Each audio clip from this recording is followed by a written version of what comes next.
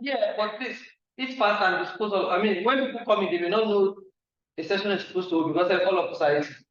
Please, each part. I'm not gotten your food. Yeah, she will get that. I don't mean that because as you guys come, anybody can be honest.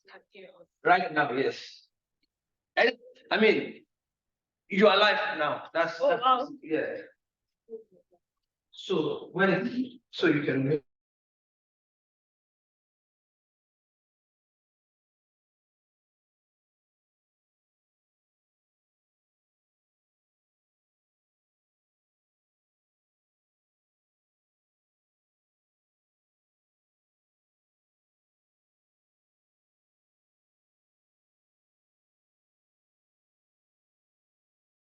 It's lovely to you all here, and welcome to those who are attending online as well. I'm Catherine Baxter. I'm going to be chairing this first session, which is about graduate applications in Europe. And I'm joined by three colleagues: Ryan Connor, who's with you in the room there from the University of Bristol, and Tomi Adeyega from the University of Vienna, and Misbah Alamu Latif from the University of Hull. And they're going to talk to you a little bit about their experiences, their perspectives on applying to graduate school in Europe. And then we've got an hour and a half, so we should have a lot of time, I think, for you to ask questions and for us to kind of talk through our own perspectives. I've got some thoughts too, but I really would like to hear from our colleagues. And I don't know what order we'd like to go in, but Tomi, would you like to start us off, perhaps, and talk us through your ideas? I think we're supposed to be talking for about 10 minutes or so, and then each of us, and then we can kind of open up for questions. So would you just prefer me to go through just one topic at a time, then we can discuss that? However you would like to do it. If you'd prefer to do that, I had understood from previous sessions that people tended to present for about 10 minutes, sort of from their own perspective, thinking about the questions, and then we'll open up for a larger discussion. But if you'd rather kind of just okay, I can do that. Well, my thoughts on well, first of all, I'd like to introduce myself. Tomi Adeyega from the African Studies Department of University of Vienna, and I also teach gender studies, among other things. So, and I've spent most of my life in the European system, so to say. So, most of my academic life, I mean. So, in terms of considering and things to consider when picking a graduate program, at least in this part in Central Europe, meaning German-speaking part of Europe, it's just basically you need to, number one, be able to speak.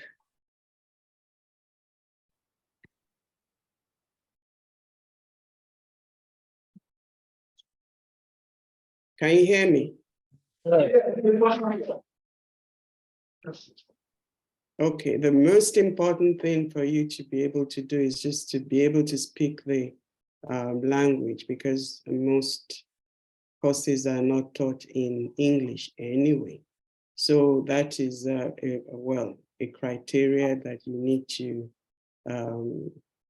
be able to fulfill.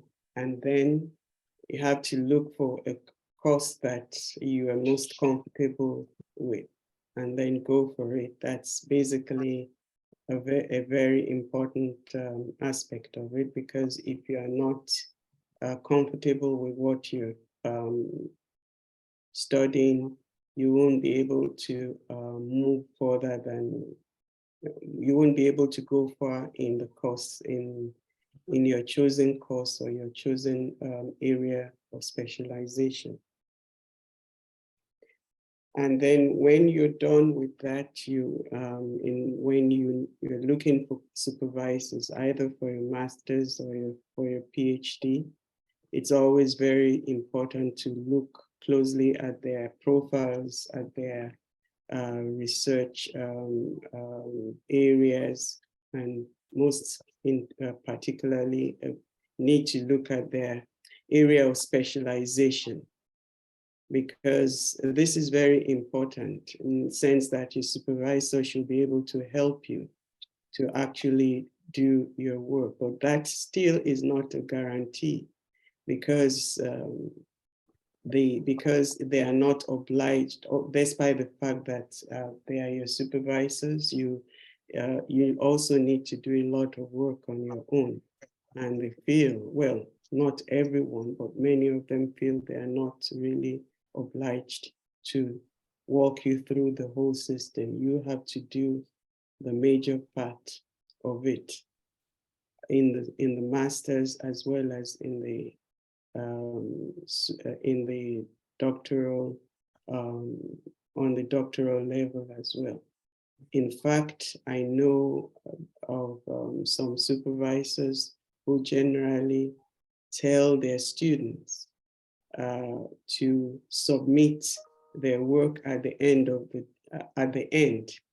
They don't even try to supervise them. They just tell them to submit their work, and it is only then, that is, submit their work officially, and it is only then that they'll read through it. I've had cases where a Nigerian PhD student just broke into tears when he saw me and was narrating his experience.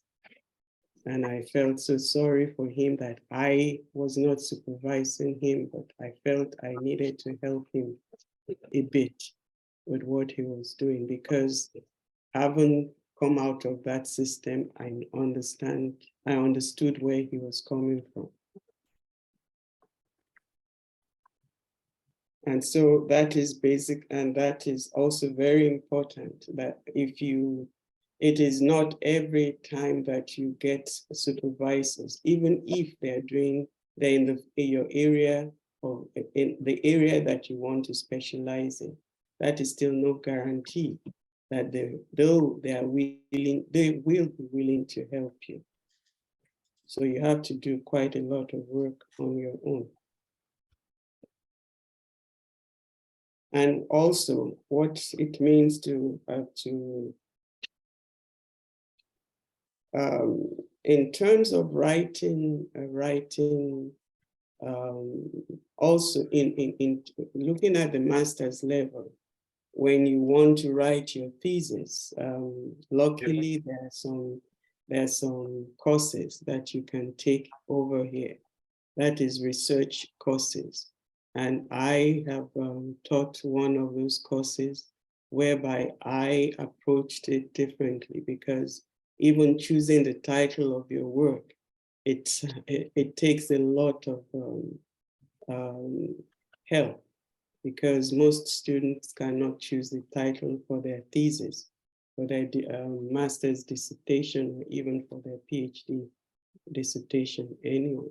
So what we did in the course was I started off from that level, choosing the title and having the whole class give their input, suggestions. And then after that, choosing helping them with the table of contents. That also is something that is often overlooked. And then after that, I also, fixing it, because once the table of content is good, then the rest of the work is easier. So fixing the table of content, and then the introduction.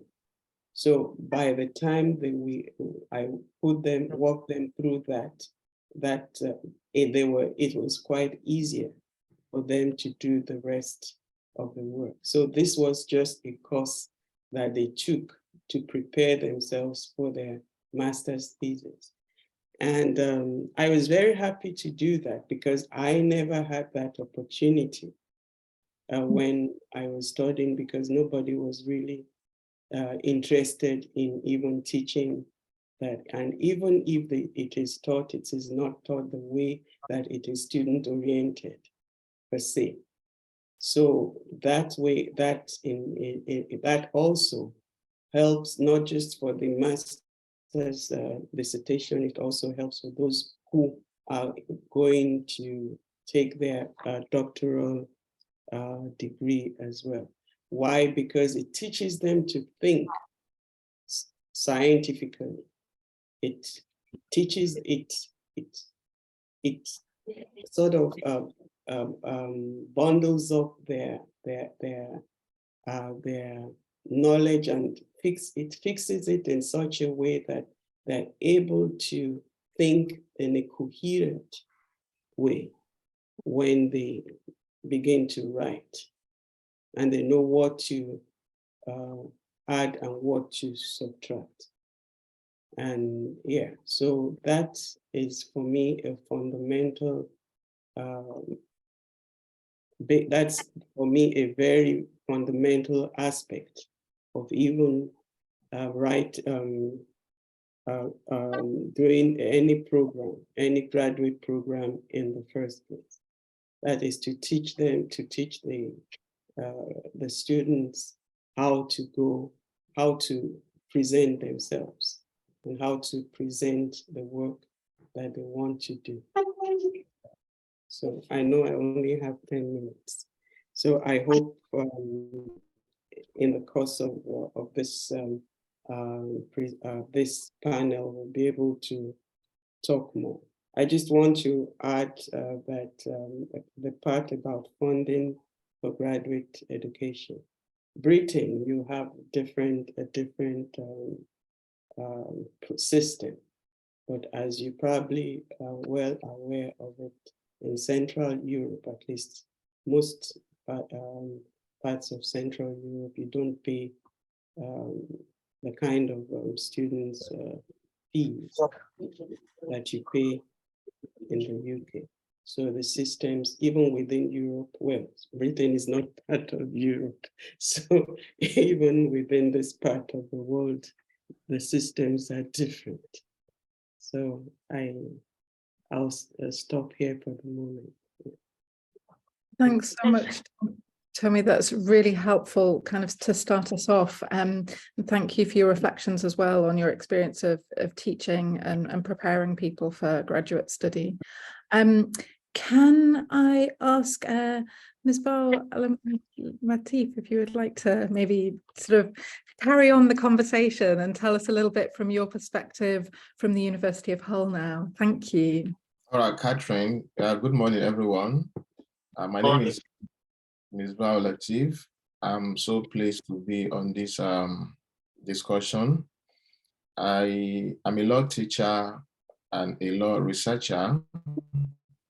I have gained most of my teaching experience from Nigeria, where I was trained. I came to the UK barely a year ago to teach at the University of Hull, and I have some graduate students, interestingly, both LLM and PhD. So I've had some experience, I would say, in this area. For me, choosing a graduate study in the UK or anywhere require essentially two elements. And I think the first one is what I call personal element, and then the academic element. Now, the personal element speaks to student interests, passion, and this requires that, just like Tommy said earlier, whatever program you intend to pursue, it is a program of study that you are really interested in, because that will essentially give you the energy to continue and sustain the program.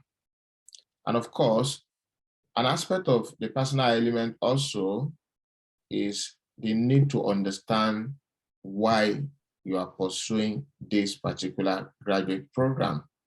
And you want to relate that to your future ambition. Is it a career progression in a particular line or in an academic pursuit or whatever it is? you really want to figure out how relevant the competencies you will gain from this graduate study will align with your future plans.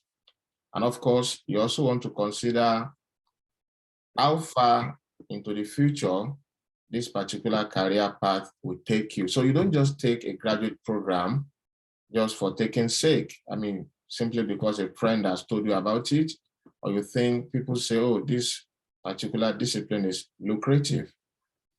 So that is for me, I mean, the personal element aspects. You really need to be very reflective and then really be sure that this particular program of study is fit. I mean, it's fit for purpose, let me put it that way, for your career, ambition, or future. Then the academic element. The academic element basically speaks to the qualifications.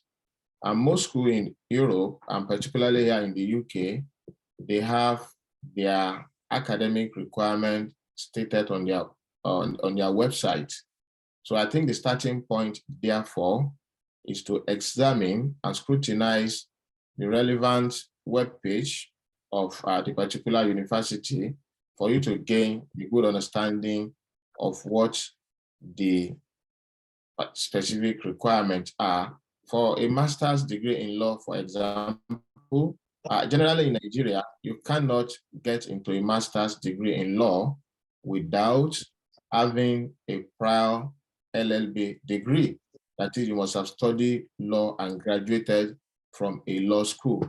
However, in the UK, you don't need a prior LLB degree to enroll in a master's degree in law. In other words, you could have studied maybe business administration or even accounting in Nigeria or elsewhere, and then you can come to the UK and decide that you want to pursue a master's degree in law, let's say international law or conflict and human rights and something like that. So all of these requirements are usually stated on the school website, and it is very important that a prospective student familiarize themselves with this specific requirement. And then there's also the issue of funding, which I think is an important factor to consider. So you need to understand that, of course, graduate study is by no means cheap. So you want to find out, again, from the school website, what is the funding and how this funding will meet your budget intention or something like that. And of course, there are also opportunity for scholarship, which most schools they have. And this could be internal from the school website, as you also want to look out for them. And there are also external bodies and all of that. So basically, when you are considering coming for a graduate study in the UK, I think these are some of the things you need to look at. Or people also consider the ranking of the university. You want to look at whether what you intend to pursue is, a specialty or an area where a particular university has a reputation for. So these are the kind of factors I think guide students in deciding what graduate program to pursue. Then coming to a higher degree, I mean for PhD, if you want to pursue a PhD, for most schools, if not all in the UK, the starting point is to reach out directly to the potential supervisor. And for such potential supervisors, you will typically have their profile stated on the website of the school, and this will include their area of specialty, their expertise, and all of that.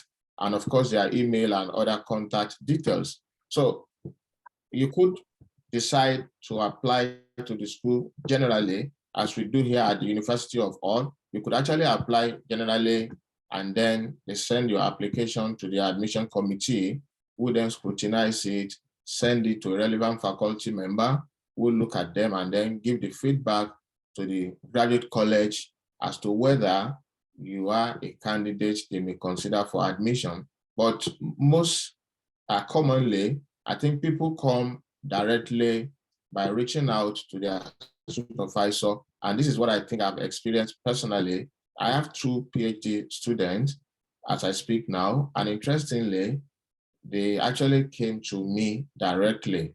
So they sent me, their email. I scrutinized the email. I felt I found them or their area of study worthy of pursuit, and then I advised them to go ahead and apply to the graduate college. So in their application, they will typically state to the graduate college that they have spoken to a prospective or potential supervisor who has agreed to supervise them. Now, the important thing to note in reaching out to a supervisor is that, one, you have to be very tact and also patient as you go about that process. Now, this is a professor or an expert in the field you have not really had any prior contact or relationship with. So you want to be sure that you are putting forward the right fit as you approach them. So you're going to send out a very polite email requesting, for their, telling them about your research interests and requesting if they will be interested in supervising you. So typically the email could be headed like something like interest in pursuing a PhD in corporate governance or corporate law. And then from that email, you introduce yourself, stating your background, academic background, what you have done before now, what you intend to do, the area of knowledge you intend to pursue, and how you have come about choosing this particular supervisor. Now, in doing that, you need to also explain how you are zeroing in on them. You must have considered their work. So the starting point is to do a research on them. You must have considered their work. You will typically find that on the school website or other pages on the internet. So you're familiar with their work, you understand their expertise, and then you want to link your own research proposal to this area where you think they have expertise. Because this is how you can easily demonstrate to them that you are a potential candidate they may be interested in. So essentially, you want to make sure that you send out an email that will project you, I would say, in a very positive light. And there are other details, for the email, which I think I will speak to as we get on in the discussion. But a major don't, which I think I can advise at this time, is that don't be too impatient when you send out an email to a potential supervisor. It is important to understand their busy academics who have a lot of work on their table, which you might not be aware of, and they might not even have the time. Perhaps they are even on vacation or something to attend to your email. So you have to be extremely patient, hoping that they will respond to you. And if they don't respond on time, you may want to send a reminder, which will also be polite. But something that you don't do is that you don't get rude in your, approaching them. So you want to be very sure that you remain polite, you are not impatient.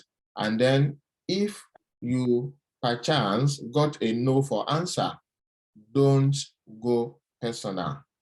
Ensure that a no does not mean that they don't like you or that they don't, it could be that they are, and usually they will state the reason for their no anyway, which is something that I've done in my experience so far. I've had students who wrote to me wanting me to supervise them, and unfortunately, I have enough students already. So I simply wrote back to them to, one, thank them for showing interest in pursuing that particular area of study, and in fact, commending them for the little work they have done based on what they told me. And then finally, I explained to them that unfortunately, as much as I would have loved to take them on, I am unable to do so because I have enough capacity. I have enough candidates already. So you write back in that version, typically as a prospective supervisor, you would expect that a student would at least acknowledge your response. So the experience I've seen so far again is that, and this is why I say you don't go personal, don't take it personal. Don't think that they don't like you, or don't think that you should. So when I responded, you would expect that the student will write back to say, oh, thank you for getting back to me.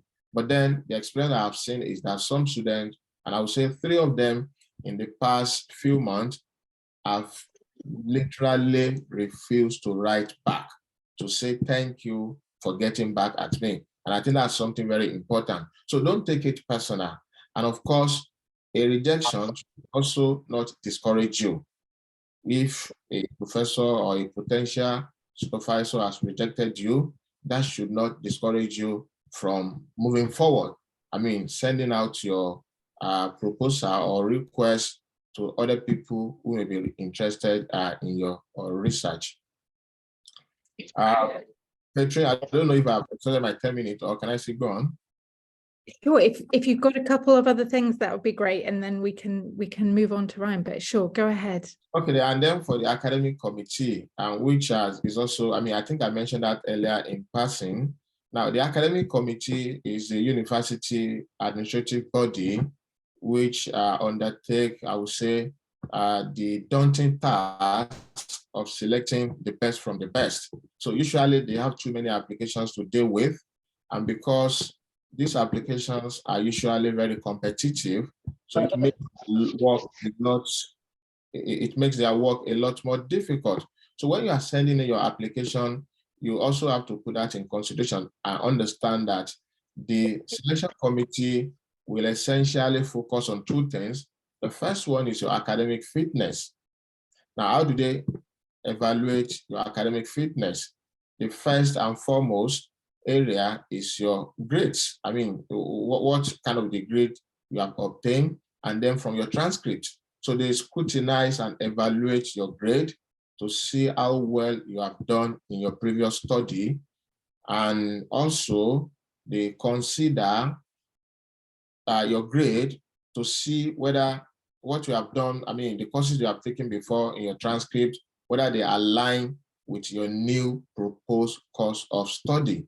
So they look at all of those and they consider as many applicants as possible, and they put them on a grading scale to determine who exactly has met all of those conditions. Of course, they also look at the academic qualification, as I said earlier, and then there is a personal element, which I referred to earlier. They also look at your, I mean, usually when you're applying for a master's degree, you probably put in what we call a personal statement or statement on purpose.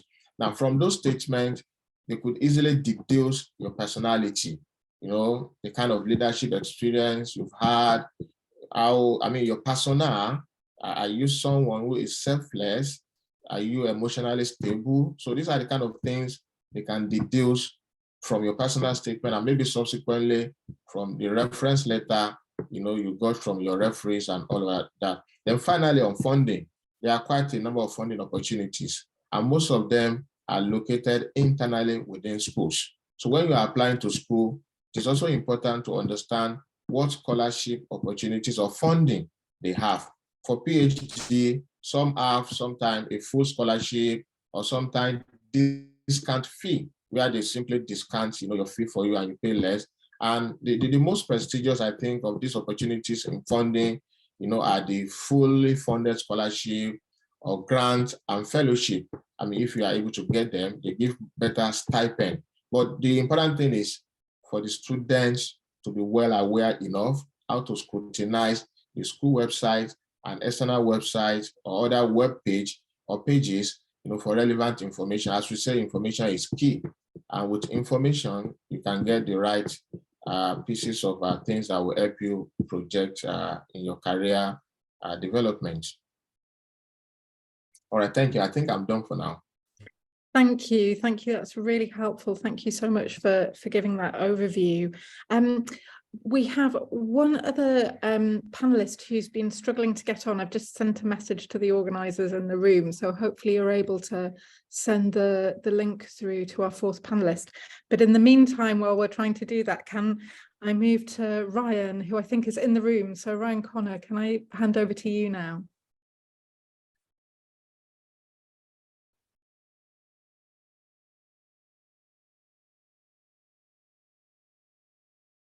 Hi, I'm Dr. Connor Ryan. Good morning. Good morning. I'm really happy to be here at LSA. Happy to be on this panel as well. A little bit about myself. I'm at the University of Bristol. I teach in the Department of Film and Television. Thank you.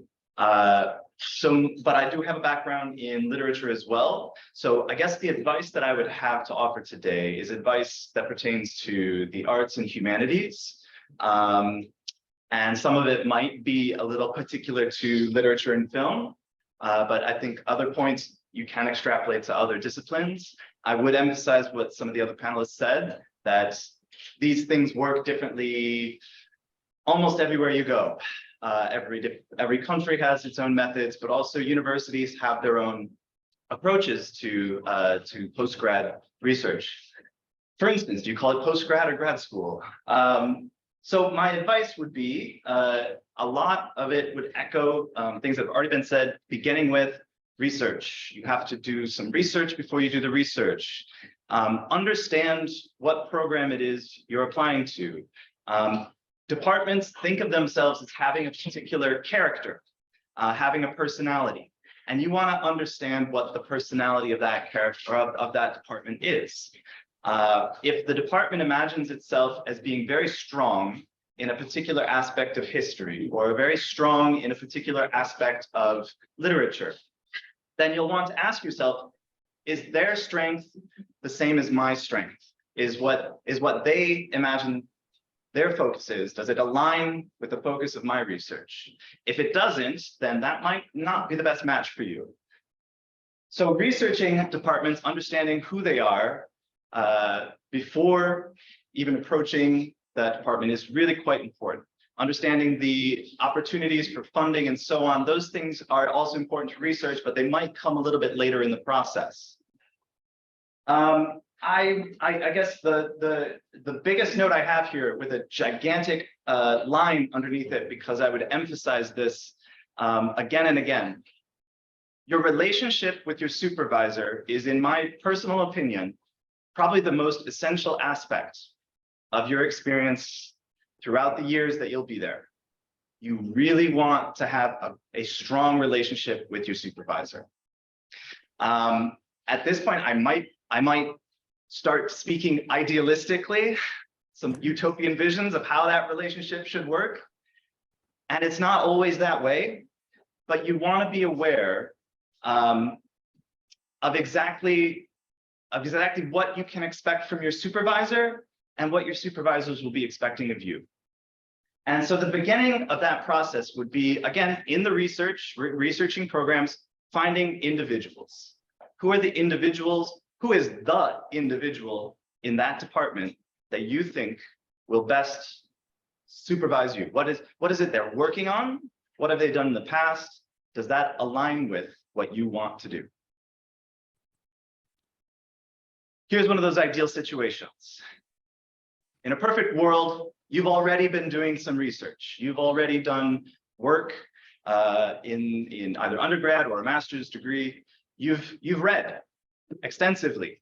Someone that you have read in your prior experience, an author, a scholar, they happen to be at a program that takes PhD students. You've used their research in the past, and you can approach them saying that I've done a little bit with your work, and I'd like to do more. In here, I'm echoing what Dr. Latif said, that there's kind of a narrative that you yourself should be able to understand. It's not that you're telling people stories or something, but you want to understand the narrative of your own path. And if there's somebody that you have been inspired by, a scholar that you've been inspired by, or someone whose thinking makes sense to you, inspires you, approaching them to say, I'm coming to you specifically because in the past I have done this, and I was thinking about these problems, and your work helped me to understand those problems. And now I would like to move forward in my own path, and I think working with you is the next step in a longer path that I'm taking, right? That's something I think hopefully you'll have a sense of that in your own minds, but then to share that with someone that might be your supervisor. How to actually contact a supervisor. Okay, so that was an ideal situation. But it's not always the case that the person you're contacting is someone you've read before or someone that you maybe have had past contact with. If you meet people, if they come to give a talk somewhere, if you attend a conference and you're able to meet with senior scholars, that's a place to network and potentially, meet them face to face before they then receive an email months later, for instance, or any communication from you. It really helps to have had a past interaction with them. Maybe you do know someone in the field and they are colleagues with that person. Those kinds of connections can help a supervisor connect your work, your email, your narrative about what you're doing with an interaction of a past experience, right? So again, ideal situations, but let's talk about other kinds of situations, realistic ones, pragmatic ones. You might have to email, you might have to contact a supervisor without having any interaction with them in the past. That's okay, that happens. I have people contact me with those kinds of requests. I'll share one. There was one student, prospective student, who emailed me and provided me with an abstract, effectively an abstract. And I thought it was so useful that I'm now suggesting to others, this is a pretty good practice. It actually resonates again with what Dr. Latif was saying, because the abstract that the student provided, this is about 500 words, I think, that the student had, was sent as an attachment and described a research project that they had been working on, something they had been conceptualizing. You write abstracts for other occasions, for conferences like this, and this prospective student had shared in this abstract what kind of literature they have already been reading around in. They then explained what they saw was missing in that. And they then explained what their project they thought would contribute. If the person you're emailing with, if they happen to be part of that literature, this is one of those places. Your work really helped, and I would like to expand in another direction, right? So those kinds of narratives. It was 500 words. It encapsulated what this student imagined their project was, or what they might want to work on. And it allowed me to answer the email promptly with a very clear sense of where the student's coming from, a very clear sense of how they would or would not fit into the department. So in the email, of course, they were showing, the normal pleasantries and professionalism, but then adding, if you're interested, I've added an abstract that describes the general scope of what I would like to work on, what I have worked on, okay? It was just tremendously efficient to have that attachment. So if you can come up with one, it is helpful for the supervisor. What other notes do I have here?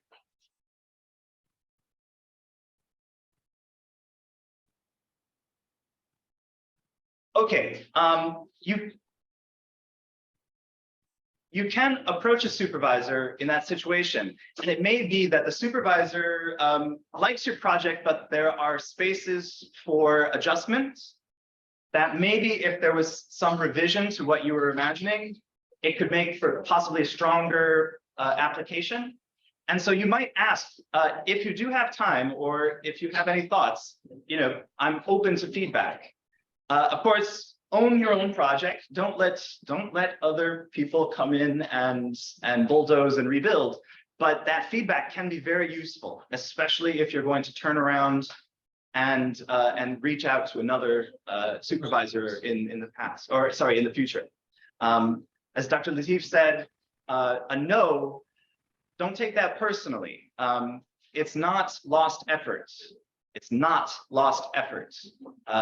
The work that you do to describe yourself, to sit down and think about your priorities, your goals, where your research is going, that is not lost effort.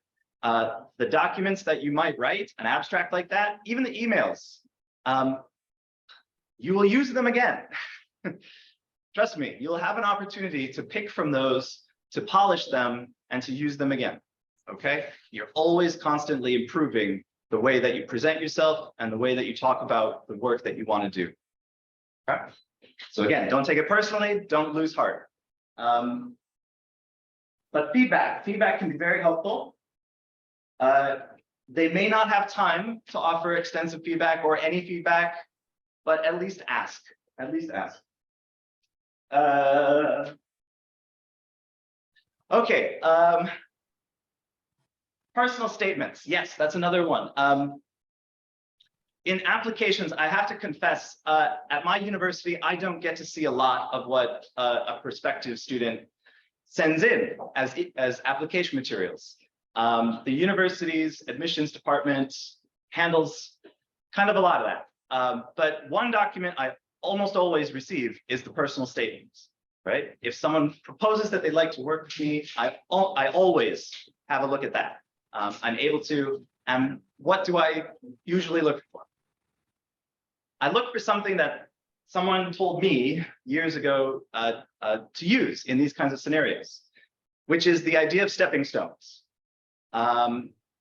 This is not to say that, that a personal statement should be written this way, but for me, it's been a tremendously useful framework that I've used not just for graduate applications, but also some grant applications that ask you to describe your past experiences. The idea that you already have a lot of accomplishments under your belt. You've already taken a number of steps, and those stepping stones that brought you to this place, they want to know about those. They want to know what are the accomplishments you've had that brought you to this place today. So if you can summarize those in terms of your degrees, awards, particular experiences, presenting at conferences, in your own mind, what do you imagine were the big stepping stones that have brought you to this place? It's a place where you're deciding now, okay, next step is a graduate degree. Knowing those stepping stones creates that narrative that the inevitable next stepping stone is your university. Again, you're addressing yourself to them. This is the clear next step in a path that I understand. And the next stepping stone is your program. I'm quite confident of that. It makes perfect sense to me. Well, it should make perfect sense to you, right? You're trying to create that understanding. Where am I coming from and why am I a good fit there? Okay. And the last thing that helps in a personal statement is understanding the stepping stones that come after the degree. Where do you want to go? Because when you complete that degree successfully, you are destined to become, you have set your mind upon what? What are your goals? What are your aims? Is it an academic position? Is it a particular kind of research career? If you can share that as well, so that they understand how the experience at that program will be one of those stepping stones that opens the door to the next thing. I've used that framework. I found it very helpful. It's something that people can kind of easily digest when they're reading a lot of applications.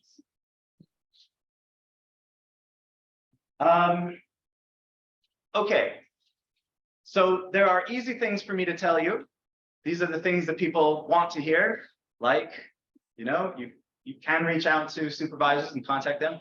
There are other things that are hard for me to tell you because it is not probably what a prospective student wants to hear. And for me, that comes down to funding. The question around funding is one I want to be really very realistic about.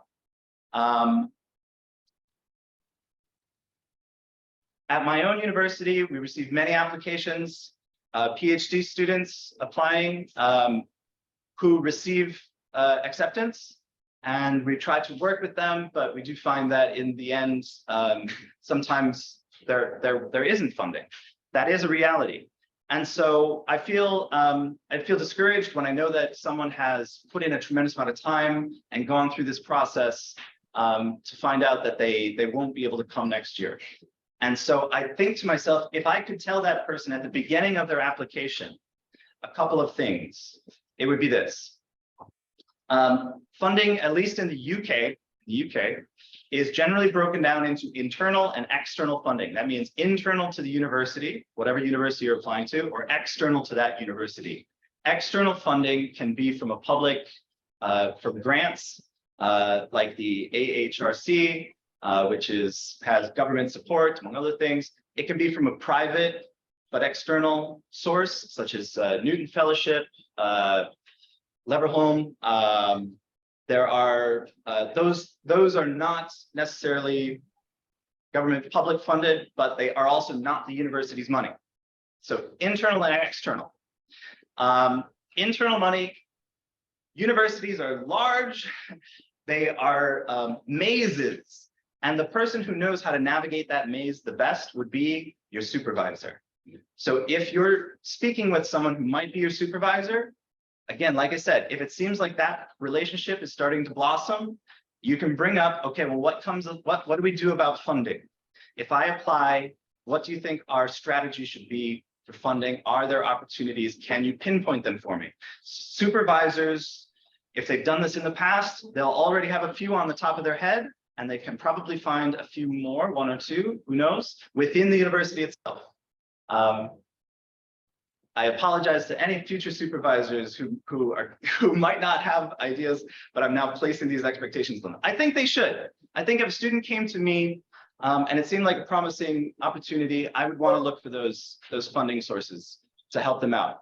This is in part one of those ways where you find out, what can I expect of this supervisor? Is it going to be a supervisor who's got my back, or is it going to be a supervisor who accepts me and, as Dr. Adeaga said, simply says, turn in your material at the very end? That is not a supportive environment. You can find someone better. You can, and it will be better for you in the long run. So again, you're feeling out this relationship. Okay, internal sources. The supervisor should be able to offer advice on that. External sources. There are two that I generally think of. One is a fellowship for the student, for a PhD student who's exceptional and whose work seems to resonate with a grant scheme. They often have themes or topics, and if your research seems to resonate or speak to that topic, you might be eligible. But again, these are for tremendously exceptional, tremendously accomplished students. They're rather hard to get, but they are opportunities. So that is external funding that goes to the student. Another kind of external funding is to be attached to a research project. If a senior scholar, a professor, has applied for a gigantic grant, part of that grant might include money for a PhD student, because they need that person to help them out with research, whatever the topic might be. And at least in the UK, those kinds of positions will be announced as job positions. A doctoral student, jobs.ac.uk. Jobs.ac.uk is one of the places where those kinds of positions are announced. A drawback of this is that it may not matter what your research interest is, because the grant has a particular focus. The grant is, let's say, it's focused on botany. It's focused on botany between 1850 and World War I. In Norway. Well, I guess if you study botany, then potentially, yeah. If you study the history of the environment, potentially, yeah. So again, you're wanting to look for those kinds of opportunities that resonate with your own work, but realize that yes, those opportunities can mean that you're working with someone else who will guide your research quite closely, because it's part of their larger research project. Again, these are rather difficult to find, but it's one of those opportunities out there.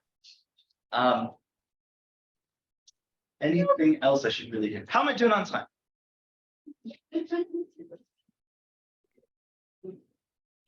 You've spoken for a wee while there, Connor.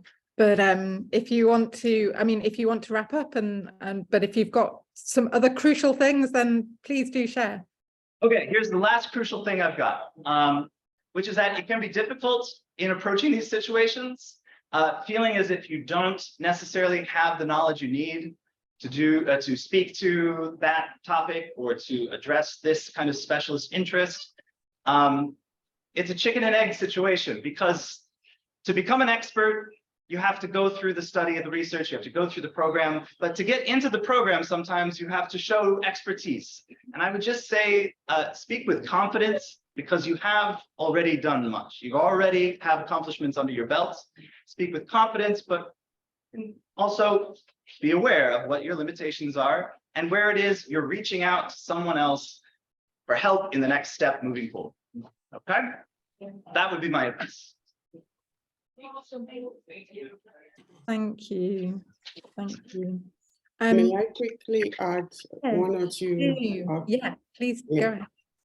Okay, for example, if you're looking at the first point, I mean, in terms of considering things to consider when picking a graduate program, when you're coming from, say, a place like Nigeria, for example, you should also be well aware, at least in this part of Europe, in this central, well, German-speaking part of Europe as well. Once you submit your dossier, so to say, it will have to be evaluated first by the Ministry of Education in order to know what level you are even on. So if where you're coming from, you had a master's degree, you might probably still have to go back a bit and take courses in a BA or BSc courses, just to fulfill the requirements what you're about to study. So it's not like a slam dunk thing that when you just submit your application, it's just going to be accepted like that. So even if you're a PhD candidate, they might still have you go back to do some courses in some master's degree courses before you're able to begin your that program. And also, I just quickly want to touch on the issue of approaching supervisors. I have had cases where it has been more my students who have actually told their friends in other departments or other places to say, approach her because this is the right person you need for your degree and things. So it's happened that way. And then in terms of also writing to the prospective supervisor, I've had a case that I have right now is of a student, a PhD candidate from another university. I've got no idea how she got to know about me. She just wrote to me, and what I usually do in such cases is to have us talk. So it's just by talking that I am able to assess what level that student is and whether I'll be willing or not to work with a student. So that's what is going to happen, at least in this case, because we've already made an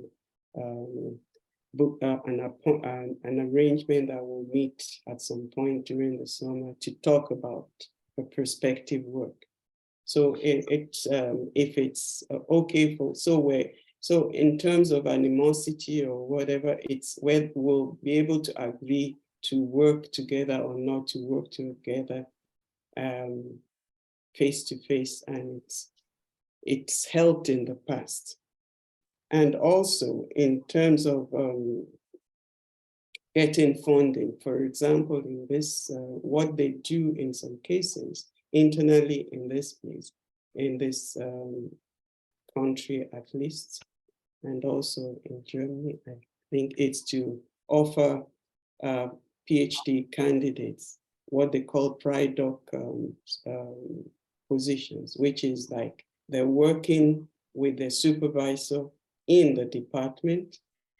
They're gaining experience, teaching experience, and research experience, and administrative experience at the same time. So it helps the student a lot, but these are few positions that are available in each department, and therefore a limited period of years, but mainly 4 years, actually, and they're expected to complete their PhD in that period. So there are different ways also, and while the PhD student is there, there are so many grants that they can apply for. Not even if they are not working in the department as a PhD student, they can apply for grants to attend conferences, to attend, to do research, to do field work and different things. So there are actually grants that are available for different things that the candidate wants to do. And because they are part of the PhD colloquium, all these details are made available for them without the supervisor having to go in search of them. So the university provides such information for the candidates. So that's just what I wanted to do. Okay, I think, hello? Yeah. Okay, I think another thing we also need to stress is the issue of writing a competitive research proposal. And I think this applies more particularly to a PhD program. Now, writing a research proposal can be very, very tough and difficult, and because this is a document, I mean, generally speaking, which shows your level of understanding or depth in the area of your proposed study. Depending on the discipline, for legal research, for example, there is you have a maximum of up to 1,500 or 3,000 words. And within that limit, you really need to put forward something concrete to demonstrate to your potential supervisor that you are really undertaking some level of study that qualifies you to pursue a PhD degree. So what exactly do you need therefore? I think it is very important for a prospective student to understand that a PhD research is not a research that is meant for everybody in a manner of speech. It is something that you really want to pursue because you have figured out that you need to do that to maybe advance knowledge or to advance your career or to make some contribution to knowledge at some point in your career or personal development. So it is not something you pursue because you want to get a title to be called a doctor or something. And of course, I expect that most people who want to do this, they really have genuine intention of doing it. So doing a PhD proposal requires a lot of energy. The experience that I've seen in recent times is that many students, they tend to start their work by writing, rather than by reading. So when they come forward, you clearly see that they have not really undertaken any reading. What they have done is that they have some rough idea on an area of study they intend to pursue, and then they start putting things on paper and they think they figure out everything, which eventually turns out to be something not really deep. So I think the starting point is to understand that you need to understand what is the level of literature in that area of study you want to pursue. And by literature, I mean, what is the level of knowledge? How far has knowledge come? Let's say, for example, you want to pursue a PhD that addresses issue of how COVID-19 has impacted businesses. The question is, you really want to undertake a lot of research in this area because you need to understand that you want to understand what empirical studies have been carried out to really pinpoint the impact of COVID-19 on businesses, and I'm using that as an example. So what I'm saying basically is that for a proposal, therefore, you need to understand, you need to undertake a lot of reading. Read as wide, as far as you can, and in a manner of speech, we call this a scientific, a literature review. So you want to demonstrate to your prospective supervisor that you really understood or you understand the level of knowledge in this area. And in your knowledge or in your study, this is what you have identified maybe as some gaps. Perhaps you think the knowledge has focused on one area and then left some area, unattended to. So you want to really pinpoint. I mean, you are not just trying to reinvent the wheel by just reproducing what someone else has done.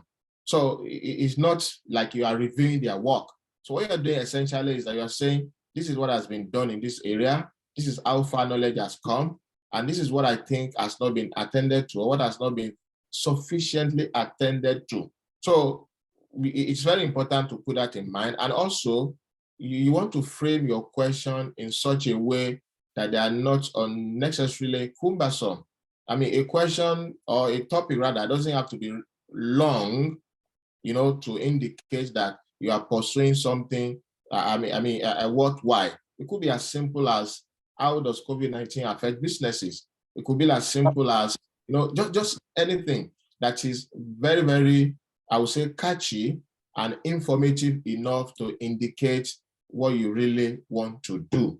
So in crafting a competitive PhD research proposal, therefore, a student needs to understand, this point. One, you have a very good topic. You have undertaken enough study through which you can demonstrate your understanding of state of knowledge, and then where you want to take it from there. And then you also want to make sure that you put forward some, I would say, some timeline to indicate how you intend to progress from one stage of your proposal to the other.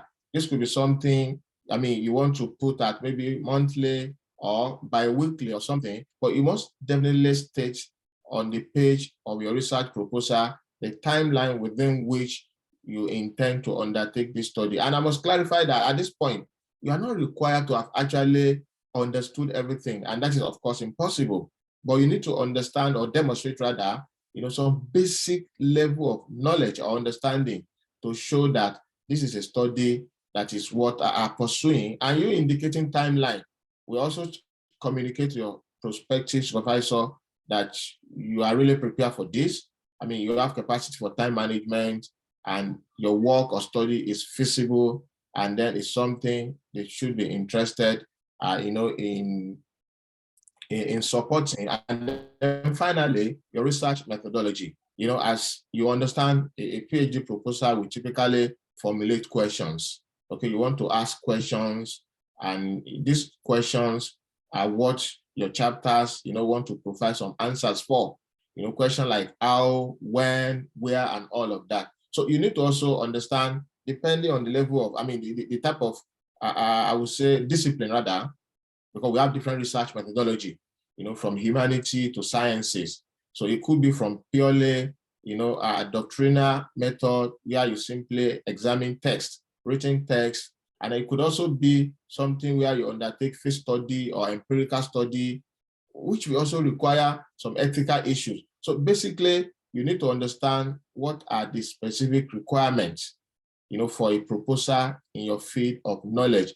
And most schools in the UK, they have indications on their website on how they expect you, to structure your proposal, the what can, if necessary, and there's some specific indications of what they expect you to do. So essentially, and concluding my thought on this, you must understand that your proposal can make or mark your opportunity. So it is something that you need to put in a lot of effort so that you can convince your prospective supervisor that this is something they should support, or even funders, because most funders, for research grants now, they also want to see your proposal and see if it is something, that is worth of putting their money on. All right. Thank you, Dr. Latif. And Dr. Adiago, I see your hand is up, but I'm also aware we only have about 25 minutes for. No, can I just quickly add just a few minutes? Okay, sure. Well, I want to make sure that we have plenty of time for questions, because I know we've been talking quite a lot, so I'd quite like to be able to open up questions now. Yeah, just a few minutes to what he just said. At least where we are concerned here, at least in this part of Europe, it's that when you write that proposal, you're not writing it for yourself and your supervisor alone. You what happens is when you submit it to the doctoral institute or committee, they send out that proposal for evaluation blindly to different people in the university for evaluation.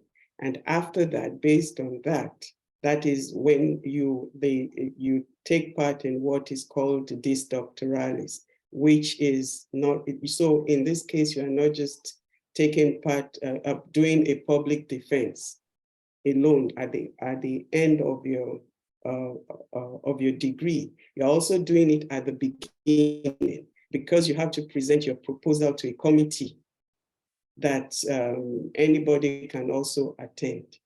And then they will now tell you if it has been approved or not. So it's a process that you have to go through. It's not just simply writing a good proposal that is important. Thank you. Thank you for that clarification as well. I think one of the things that's come out of the conversation so far is how different the different systems are across Europe, and so it's important to understand the relevant systems in the areas that you're applying to.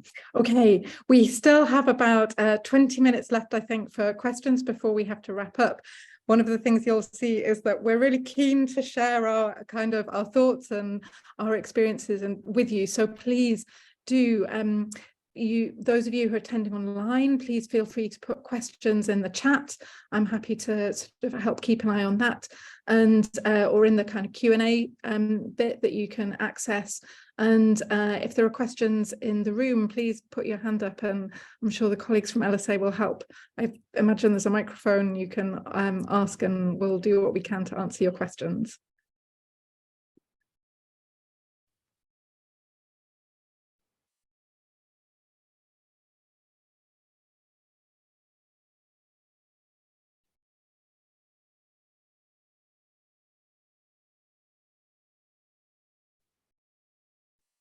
You might need to unmute LSA1 for us to be able to hear you. Okay, great. We can hear you now. Thank you. Thank you for your presentations. It's quite insightful, and I've gained a lot of knowledge from them. My name is Chinedu Mbalisi. I'm from Nnamdi Azikiwe University, Awka, Anambra State. I'm quite worrisome.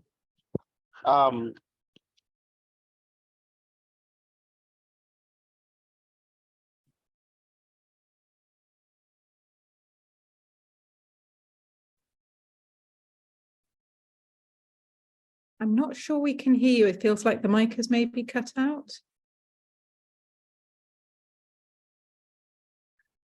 I'm really sorry. For some reason, we can't hear you. Could we try and answer the question again?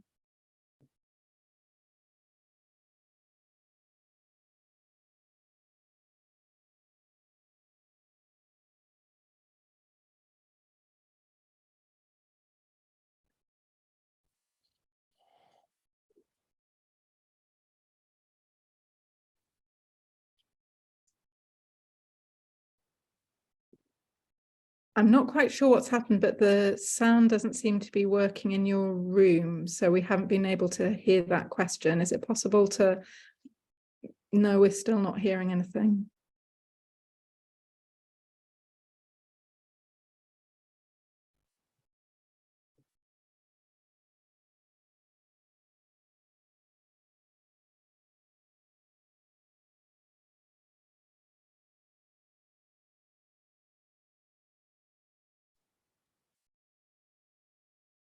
We'll just wait to see if the sound comes back on with you. Sorry about this.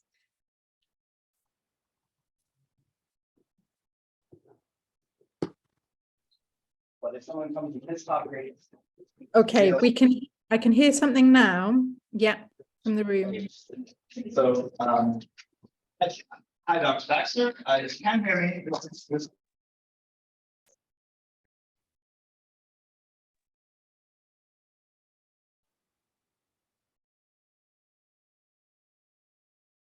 an application is kind of the determinant of its success or failure.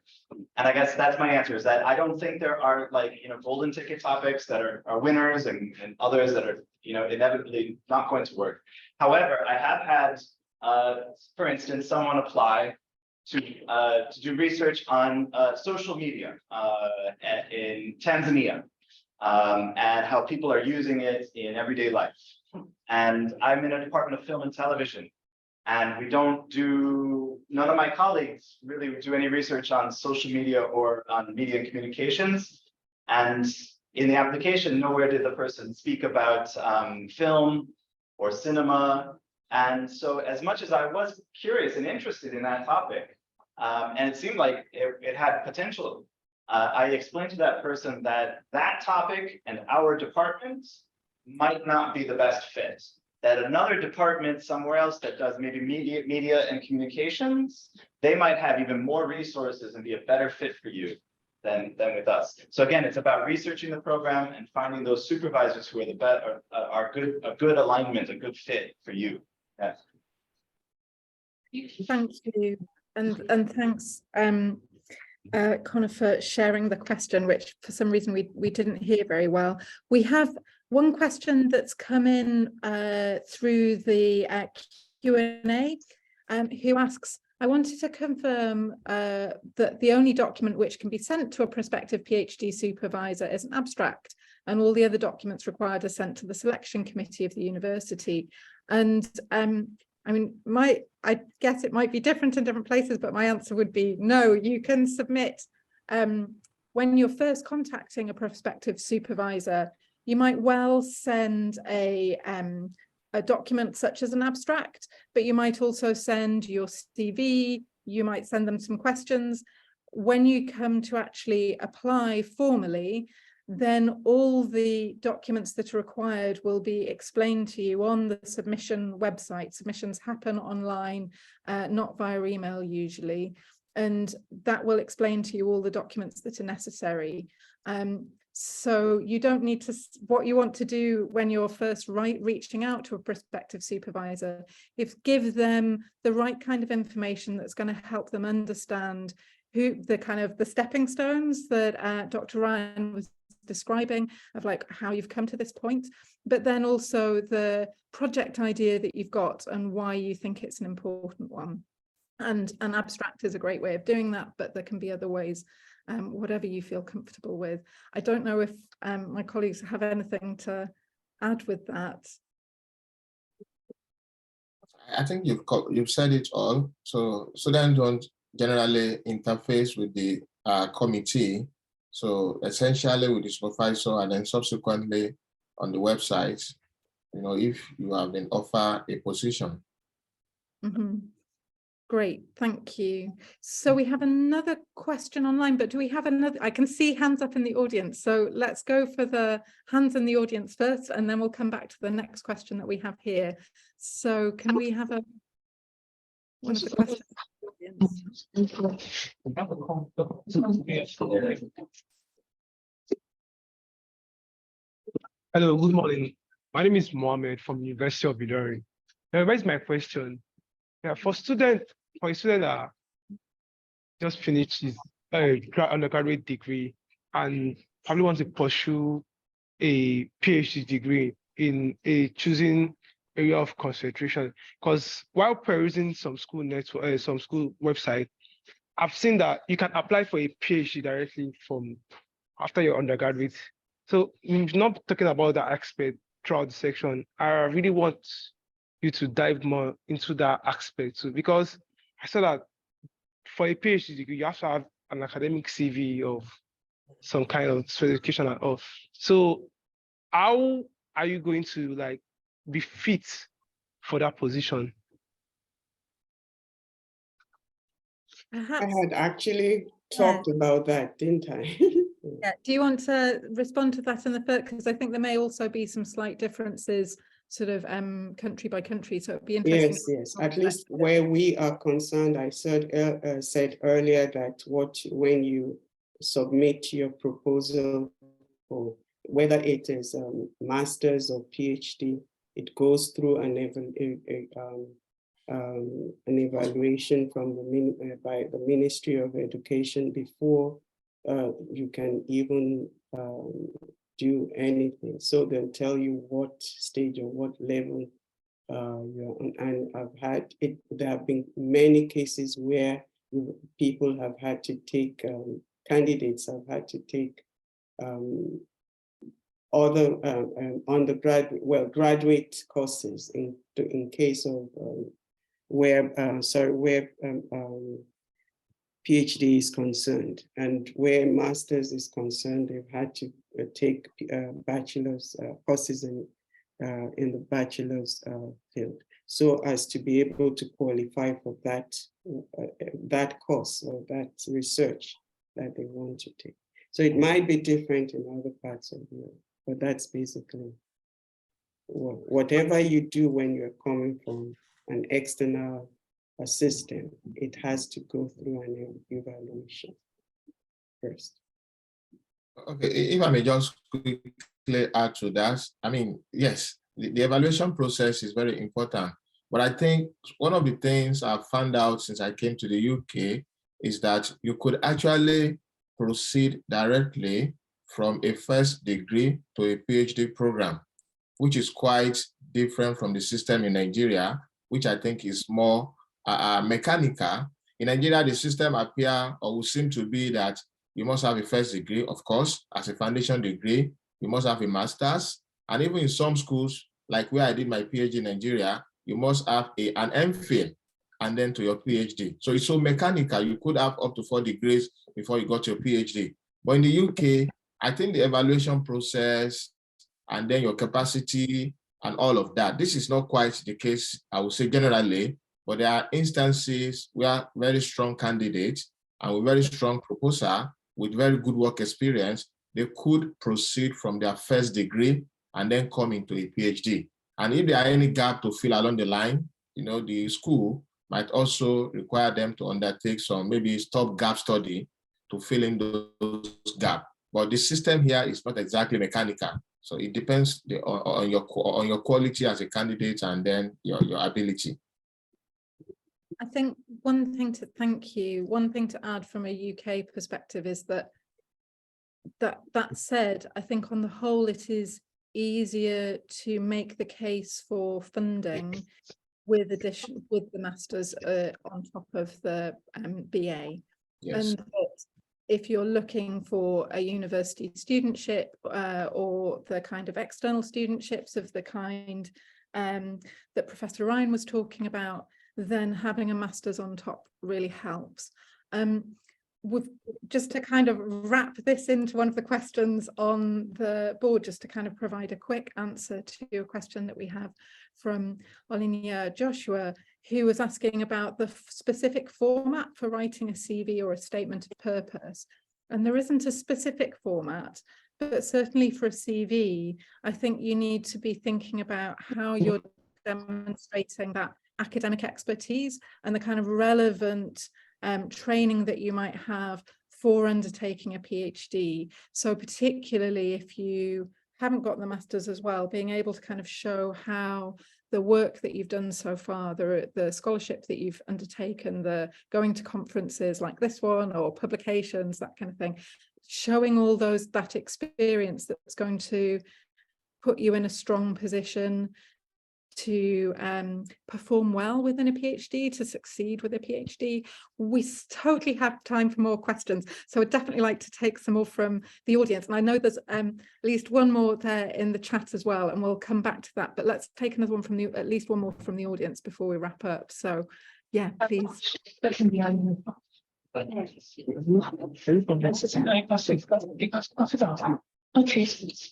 you. Sit down. Thank you very much for this program. I'd like to ask on funding, at what point can we assume that we have funding. There's some organizations that we know they can fund, but we will not be able to access the money at the nation. So when you're being asked, when you send your proposal, can you assume that there will be funding from this area while you do that to your settlement? I didn't understand what I'm saying. If I understand, you're asking effectively, for instance, if a student applied to my department, and our university sends the application for us to review, we said it's a go, we want this student to work with us. The university at admissions said, okay, everything checks out there. This student can be given, admissions. Does that guarantee that there will be funding? Is that your question? Yeah. And I should be very clear, at my university, and I suspect at others in the UK, that is not a guarantee. Wow. That is not a guarantee. So again, speaking from my institution, we do have PhD students who they get the acceptance letter, and we look to find ways to fund them. But in some cases, it does not work out, and they have to either defer or they find other institutions. So to be sure of the funding That first. does happen. So you have to be sure of the funding first before doing the application. I think the thing is that you usually won't be offered the funding until you've made the application. So one of the things I was going to mention was that all universities, and I'm in the UK, and I'm pretty sure this will be the case across Europe, will have a particular timeline by which they'll expect you to apply if you're applying with the hope of getting a scholarship. So there'll be a really clear set of instructions about how to apply if you want one of those scholarships, and there'll be a deadline. Then your application will be assessed, and at the point at which you find out whether you've been offered a place or not, when you're offered the place, they'll say, we're offering you the place with funding, we're offering you the place without funding, or we're not offering you a place. And you'll be given one of those three answers, but you'll only find out whether you've got the funding at the point that your application is successful or not. Does that help answer the question? We have one more question. One more question from who? From the Great. Okay. That's an answer. You can speak from there. There's a question in your mouth. But someone is speaking right now. Maybe we can. No, someone wants to ask a question from here. I can speak.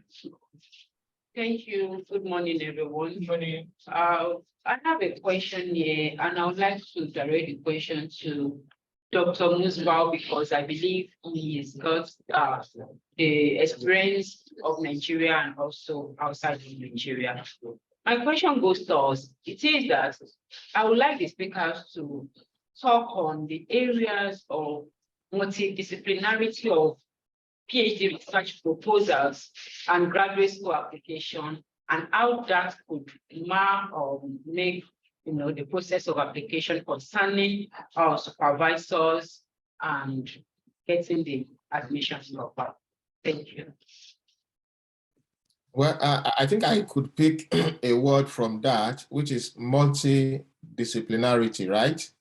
Yeah. Well, my understanding of that is that, yes, at this time of knowledge development, some courses, they transfers one discipline to another. And I think this specifically speaks even to my own area of research.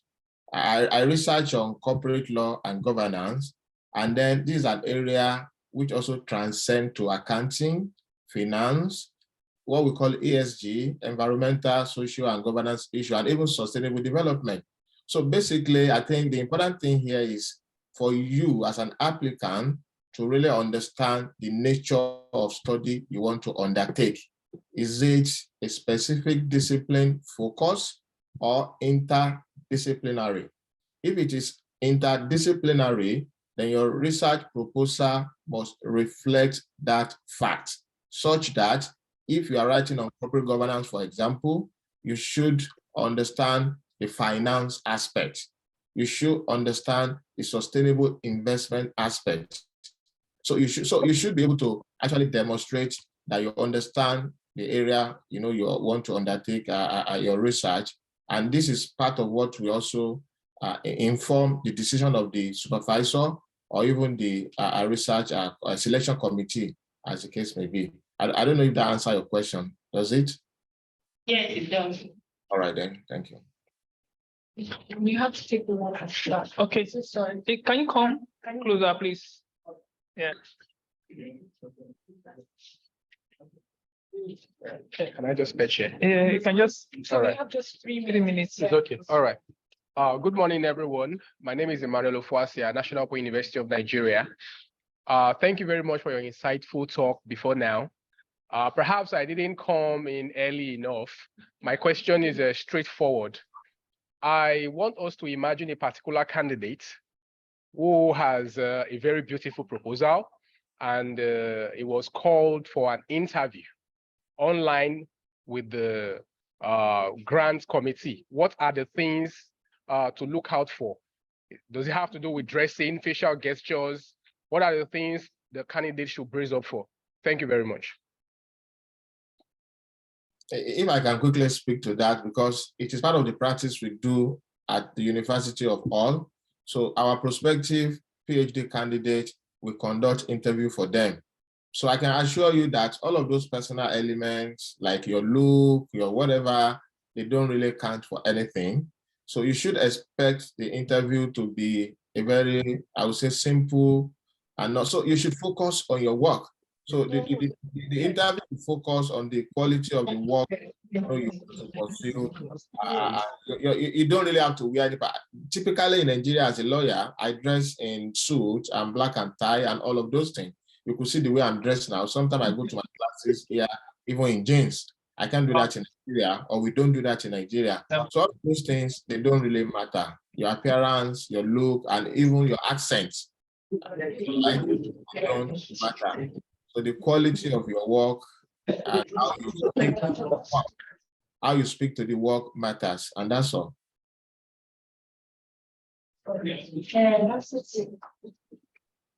Yes, I would absolutely agree. And certainly I think what's important is being able to answer those questions that Dr. Latif mentioned earlier of why is the research important?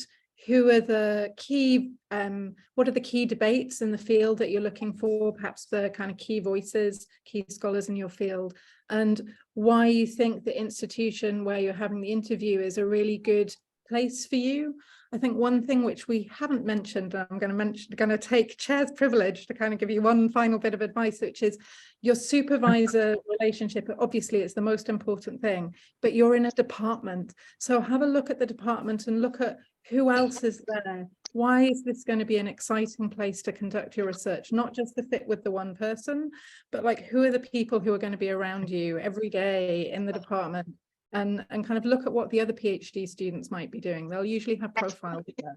Look at what other members in the department are doing and think about how you're going to benefit from being in that particular community. We had one final question, and I've written an answer. I'm not sure who it's from because they wrote it in anonymously, but I've written a little answer in there, which was asking briefly about whether there are opportunities for visiting research students to visit another university. And those tend to be on a kind of university by university process. It's not like there's a kind of standard program, but if there's somewhere you think you would like to do some kind of exchange, the thing to do is write out to that department, like find somebody in the department who looks like somebody in your field and get in touch with them, and they'll be able to provide you with that advice. But there's not like a simple answer to that one. You just have to kind of reach out to the university where you think you might like to do that exchange, because even if they don't have something online, they might have facility to support you with that. We're out of time. Thank you so much for your engagement. I'm really sorry that we're not in the room with you. It just looks so much fun, and I'm sure you're going to have a fabulous rest of the conference. In the program, you have our email addresses, and I'm sure if you wanted to get in touch with any of us with questions afterwards, we'd be happy to answer your questions. As you've heard, we're full of well-meaning advice and really So want yeah, to. announce the next session and it will be start time. Thank you. Thank you to all. Thank you so much for Bye. joining. Bye. Next session starts by 10 a.m. in 11B, the next room.